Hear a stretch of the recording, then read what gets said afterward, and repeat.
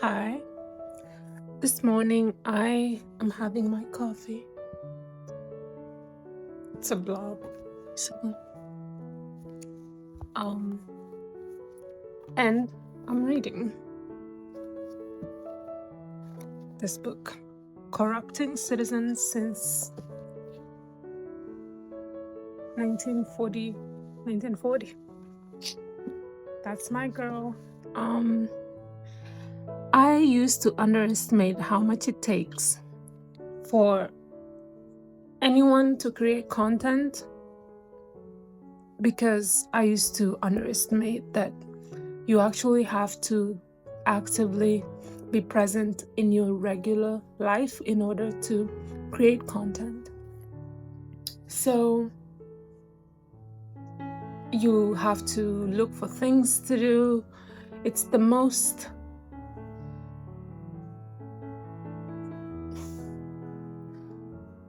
important way to live.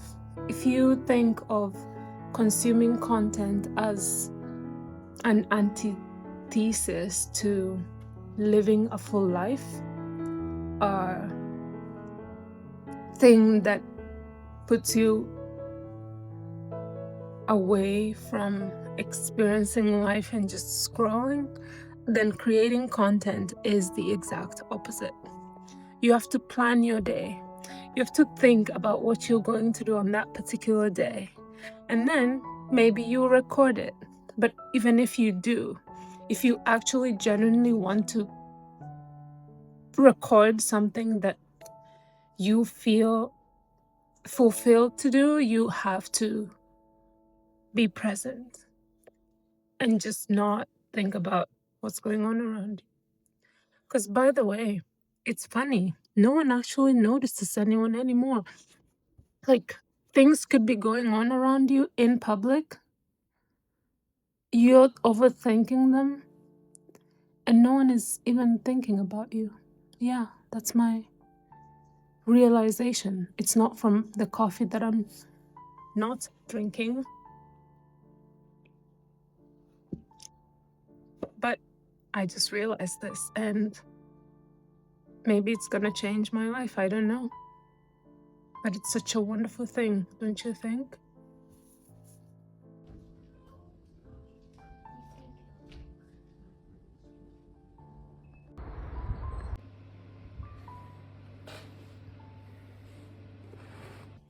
By the way, if you want to find books to read, you should read the books you already have. From there, sometimes, if you're very lucky and you have great taste, the author you're reading might mention another book that you might find interesting.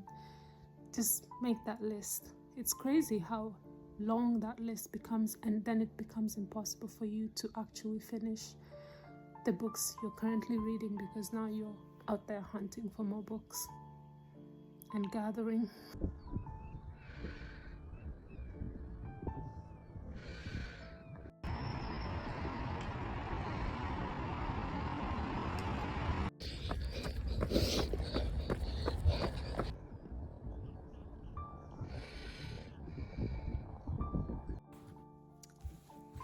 Here is another little piece of amazing I don't know, I don't even know how to explain this. So I don't know where to start from. But these are some of the essays by Simone Weil from 1934 to 43. And they're part of this anthology. And she speaks about justice. She speaks about the words that we should almost protect so that, and also use to express how important justice is. And one of them is justice, love, good, truth, God. She was very spiritual, and And obviously, I'm going to refer to what at the end of this essay she says.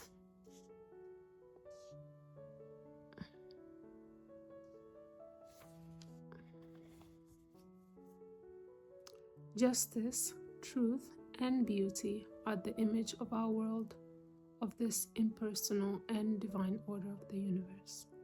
Nothing inferior to them is worthy to be inspiration of men who accept the fact of death. Above those institutions which are concerned with protecting rights and persons and democratic freedoms, others must be invented for the purpose of exposing and abolishing everything in contemporary life which buries the soul under injustice, lies, and ugliness. They must be invented, for they are unknown, and it is impossible to doubt that they are indispensable. If there is never a better way to convince someone to read, create, do things. Actually, let me rephrase that. There's not a better way to convince someone to read, do things, create things, speak their truth. You actually have to engage and be in the public. Then this is one of them. I mean, I absolutely admire Simone Weil and her writing. And, well, this is the book. This is me. I have destroyed this book. I have made it impossible for anyone else to read it. I think that's a big introduction part that I was not interested in too much, because I always read the introduction maybe later if I'm already aware of the philosopher. But the first part is like human personality. Like, that's all black. And then I started red with the next essay about, actually it's the same essay, if you may. It's the same essay.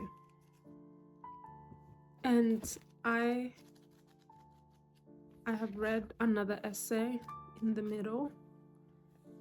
It's the prerequisite to dignity of labor. And I also destroyed this book.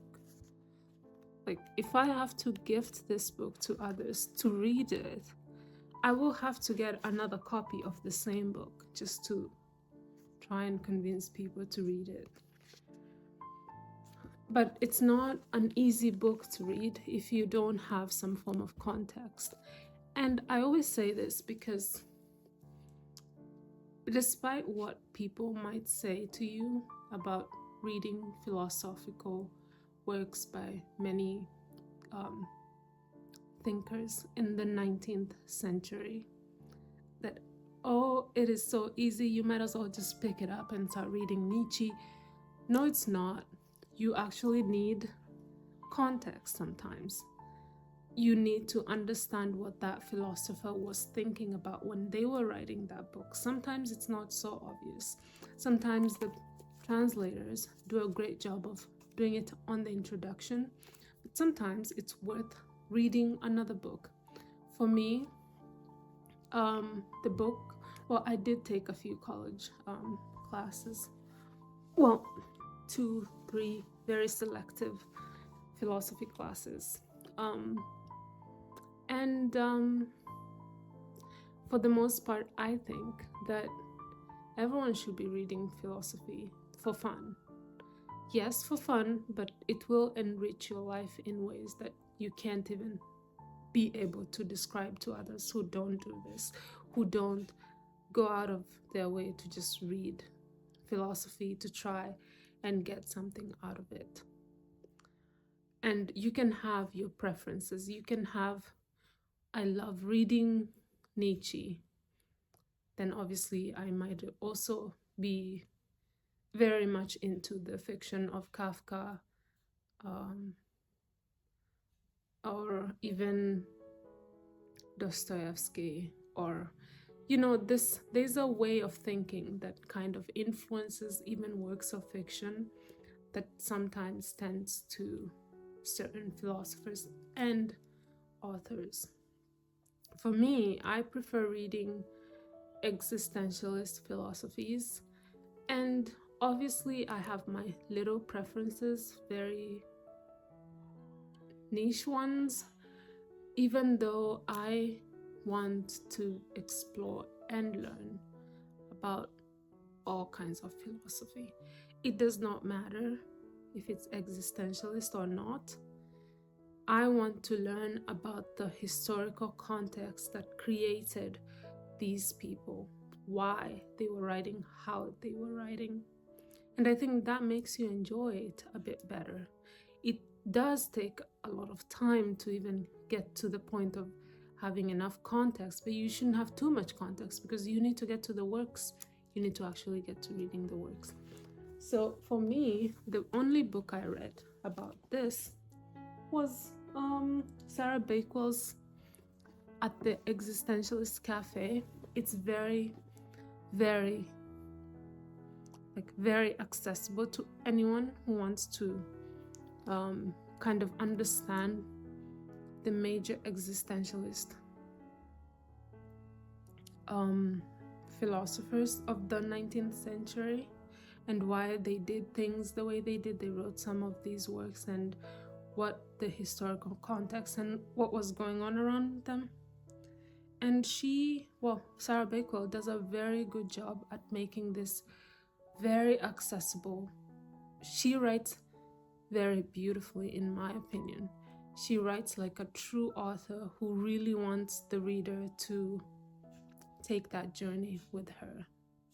You almost feel like you are there in Paris or in many other of these places that the philosophers mentioned experience life and influence their lives. So, in conclusion, as I was saying, this book is a gold mine. Well, if you already have this book, you should probably read it. But I think it's so important to read this book at this time in history, because no matter what you might want to say, there are things that we should all strive to understand. For example, we should strive to understand others. We should strive for justice. We should strive for truth. We should strive to protect people who speak the truth. And we should also strive to create things that challenge the falsehoods if we know them, and seek to share truth with other humans. We should also be very careful of people who use that word truth to distort the actual truth of the universe, the human condition, what makes justice justice. Really, we should. Everyone should. I think it's very important. Okay, I need to go back to reading. Thank you for listening. This is 10 minutes. I cannot believe I just talked for 10 minutes. I might have to put this in a YouTube video because I'm kind of not happy about you doing shorts at all. I find them a bit too limiting, and if you're going to be interested in what I'm going to talk about, then might as well just listen to what I have to say. Or you can just, not listen. But anyway, if no one listens to this or even watches this video until this point, I don't really care. I am going to put this out there, and I think it's important. I don't know if it's important. I want to be truthful and seek justice and love. There's so much human suffering for people around us that we ignore when we end up in certain circles that it's kind of a shame, actually. It's very shameful. It's almost embarrassing. That should be the embarrassing thing. What should be embarrassing in this life should be you or me not trying to understand the next person a bit better and not being curious about others. We should be curious about other people. We should make people feel like you see them, they see you, and we're in this together. Like, you're not just here now without someone being a witness to your life. We should be present and see others. Yeah. I think it's important.